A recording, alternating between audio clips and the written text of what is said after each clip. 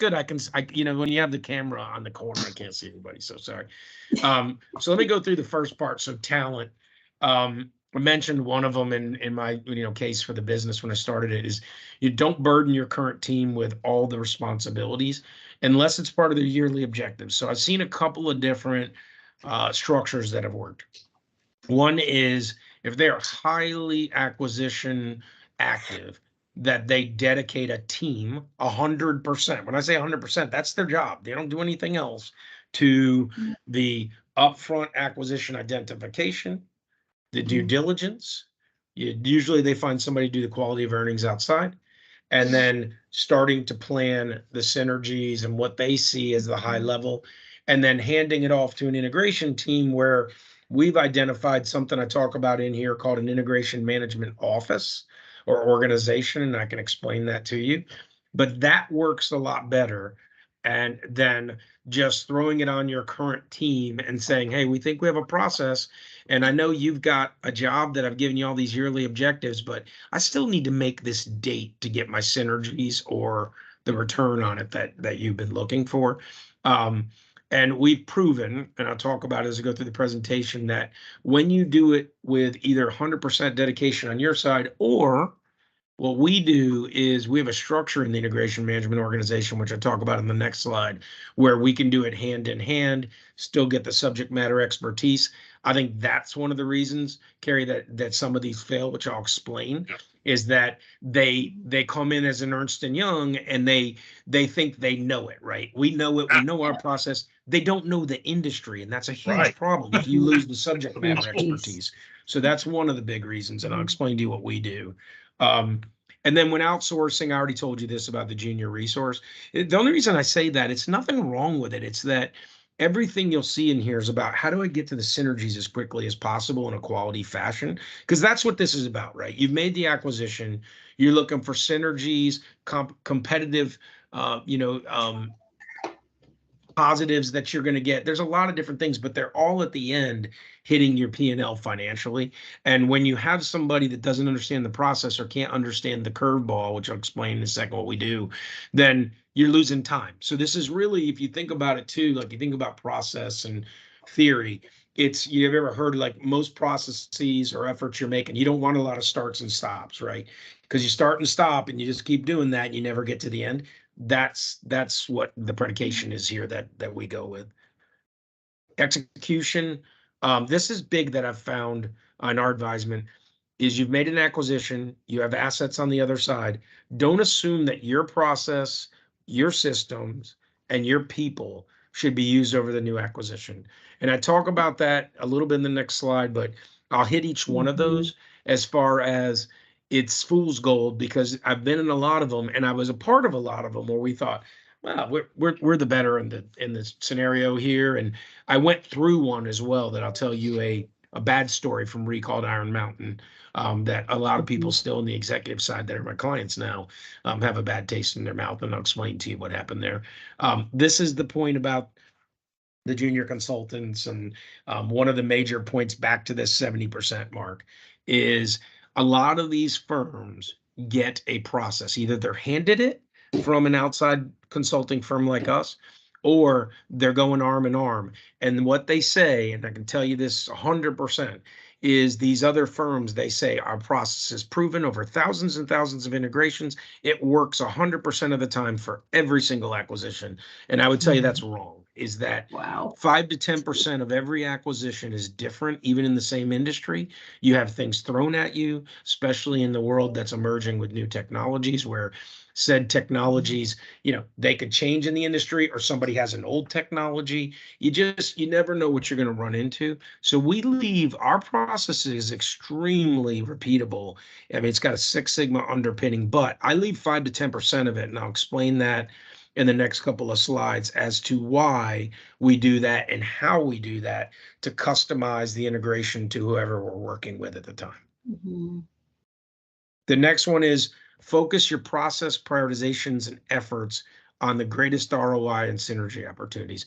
This is the one that I'd put on here, but it probably wouldn't be professional. I think the duh moment. Yeah, we all know that. But I'll show you what we do to focus on that and make sure that everybody's pulling in the same direction to make that happen. And then the last point here is transformation. So something I've been out there saying for a while, and love discussion on it, is that in all of my experience before Acquire Tech and now the last 5 years with 200, actually it's probably 300 plus integrations, some small, some big, is that billing is overlooked in a lot of these. And what I mean by that is I've been in a lot of these where it's well, let's start flipping the markets, let's start flipping the customers so we get the efficiencies, we'll get the synergies. And it's like, okay, and then there's this crazy conversation that I've seen happen a lot that we don't do in ours, and I am adamant about it because I don't think it's going to lead to success for the partnership, is to say, yeah, but we can still like send them the old bill. Well, and here's why I say this, you've sent out your executive team members, your account managers, whoever it may be, that's the new relationship to this new customer that you've brought in. And this is what happens. You guys probably both know this. Your season is this is going to be great. It's going to be seamless. It's going to be so good for you as the client. It's all these positives, right? And then what happens is AP gets that very first bill that is NewCo. So you flip the market, you flip the product, whatever it is to merge and integrate. And it's not if it's not explained and it's not accurate, it is a bad moment. I call it a moment of truth in acquisition integration, is because what's going to happen is that person's going to start calling up the line and eventually escalate to the person that was talked to about how good this was going to be. And every acquisition is made typically, I would love to hear it, if not, to retain said revenue and profitability, right? So what is that customer, their revenue, and hopefully profitability? What are they going to start doing after your services have come up with a bad bill? They're going to go, I don't have time for this. Let's just, when the contract's up, let's just start looking for a new vendors, whoever the person is that's, third in the market or fourth, whatever it may be. So that's a big moment for us and one of our big measures. We have a lot of others, but we believe in that. And then the last one on best practices, and then we'll talk details into each of these in our process. And the next slide is, don't assume that your current IT project management office or operational project management office or your group of project managers can run an integration on their own. A lot of them are going to raise their hand when you ask them, and they're going to say, yes, I've done this before. What's the reasons? The reasons are legit. It's one, they're worried about their place in the new world. So they're going to say, yeah, I can do it. And they're going to read a lot of books and figure it out, etc. Two, they've only been through one integration in their career, and maybe it wasn't truly an integration. We find a lot where people say that to us, and then we go, describe what you're talking about. It's a divestiture. It's a lot different than an integration, right? Nothing wrong with it. We do carve outs as well, which a lot of divestitures, we do that. But it's this integration management organization again. And let me just explain that to you real quick. And if you want to see it offline, I'd be glad to meet with you and show it to you. Is basically what we do, depending on the size of the acquisition, we'll have somebody from the client at the top, somebody from our side at the top, kind of running point on everything's program. And then we will assign integration success managers to each of the different functions that is being integrated. If it's a big one, all of them. And that integration success manager will team with a subject matter expert from each function. And those people were only looking for 10, maybe 20% of their time so that we don't lose the spirit of the subject matter expertise in that function in your industry. And then it's all run with, and I'll show you next in the next slide, it comes up around our playbook and our integration planning, et cetera, et cetera. And one of the use cases we have, I've got many, but it's one of the ones I'm really proud of, is our very first one. I wanted to prove this out. And so it was that Dunbar acquisition was a 100 locations here in the States that had to flip over to NewCo. It was 9,000 customers with 90,000 customer locations. And we were able to integrate it all in 18 months. They got, I wish I had there's no way for me to ever do this, so I kid around. Is if there was ever a way for me to get in on the synergy percent, I would love to, but you can't predict it. But they went from, it was 75% more than what they thought. So surpassed my expectations. I did it to prove this out, that I think it's the right way to do things. And, you know, here's the good news for me. I said I wanted the percentage. That client's still my client almost 5 years later because of what we did. So we try to take that, because my belief is, before I ask questions from you guys or go to the next slide, is I say this to our team all the time, if we fumble on these, or let's say we just totally don't get it right, that doesn't work in this industry, especially with guys with our name is great. I'm sure you can figure out what we do, but I mean, if I'm an Ernst & Young, yeah, I probably get another shot because I've got name recognition and cover my basis if something goes wrong, if I'm the firm and the executive team and the board.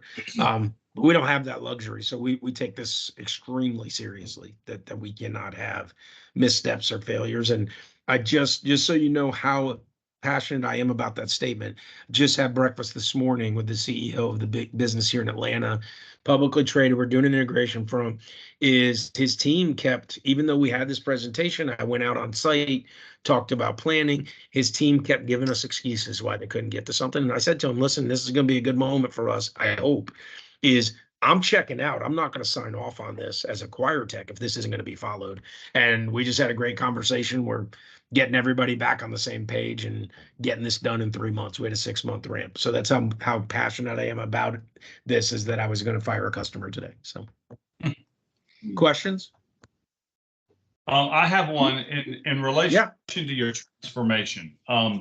This is actually that element is absolutely right? What you're talking about there from the customer. But what I've run into, Charlie, is the vendors as well as the customer. Change. And a lot of times, I'll give you an example. One of the reasons I ended up studying what I did was because of an Oracle implementation with icing on top of cupcakes. Yep. And they took $5 billion. It was 4 companies, $1.5 billion each. They turned them all into one $5 billion company. Yep. When they did the transition, all the billing worked fine. What didn't work is they changed the operations managers into the warehouse, into the guys putting the invoicing in for the vendors. In 90 days, every single vendor shut them out of operations here in Atlanta because none of those were done. And it was because the Oracle team, not blaming Oracle, but the implementation integration team, they focused on the sales and the customer, but they forgot all about the vendors and how this changed, as well as internally, what is it going to mean for your job changing today versus before. So those integration steps, buddy, you are right on there. That is why there is no 2 implementations the same, because they're the same people are not in every one. That's exactly right. Yeah, you got it. You're guys are on stuff there. So spot on. I appreciate it. And that's from going through pain when I was at honestly. We did silly things, and then I was part of the new executive team when I went in, and that's when we got our president. Now he's the CEO of one of my clients. He was like, we're not doing this anymore. And he threw it all on us, but it was fine. I know we could have gotten our synergies quicker. So it's all good. I appreciate your feedback.